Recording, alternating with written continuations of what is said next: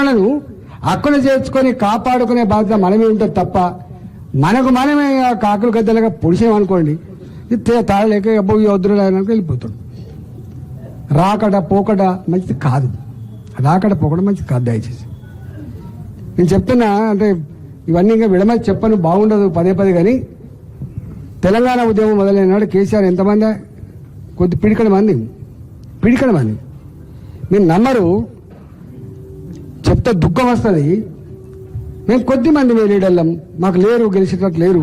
మేము పోయి మా ఇద్దరు ఎమ్మెల్యేలు ఒక దగ్గర పోయి ఒక ఎమ్మెల్యే కాలేజీ పడ్డారు మా వాళ్ళు, ఇద్దరు ఎమ్మెల్యేలు మా వాళ్ళు ఇంకొక ఎమ్మెల్యే కాలేజీ పడ్డారు.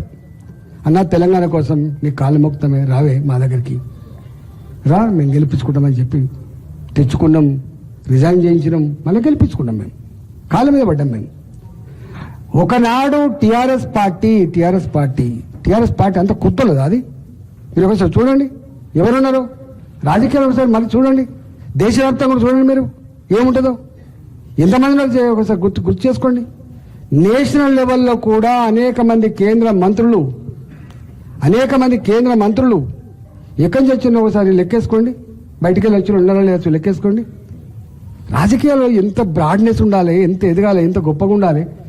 అక్కడ తెలుగుదేశం ఉన్నది, మనకు వాళ్ళకి ఎంత గ్యాప్ ఉండే, ఏం మాటకో ఒకసారి చెప్పండి. చూడండి గతమైంది ఇప్పుడేంది, ఇప్పుడు ఎక్కడున్నారు వాళ్ళు, నెత్తి మీద ఉన్నారు వాళ్ళు. ఎక్కడున్నారు వాళ్ళు, నెత్తి మీద ఉన్నారు వాళ్ళు. అంటే రాజకీయ అవసరాలు ఎట్లుంటాయని చూడండి. పవర్ చాలా ఎంత ఇంపార్టెంట్ చూడండి, గుర్తుపెట్టుకోండి.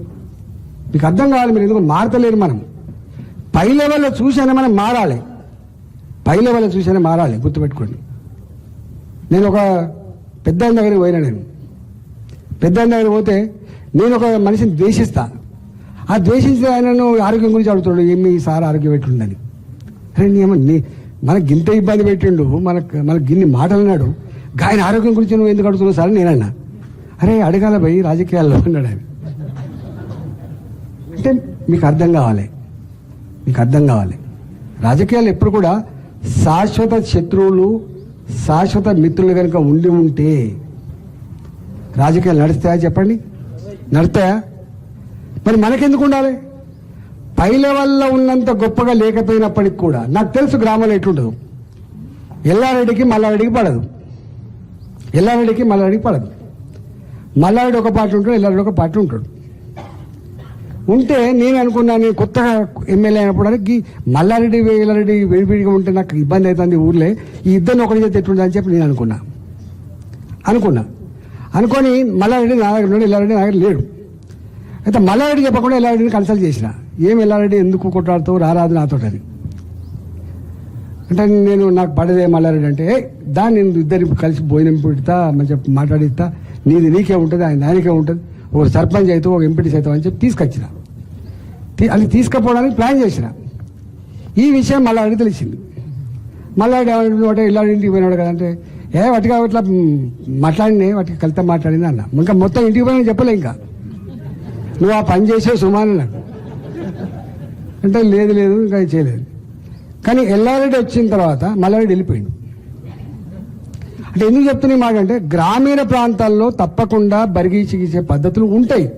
అది గెట్ల పంచాయతీలో, కుల పంచాయతీలో, లేకపోతే వాడకట్టు పంచాయతీలో ఏదో ఉంటాయి, కాదంటలేదు.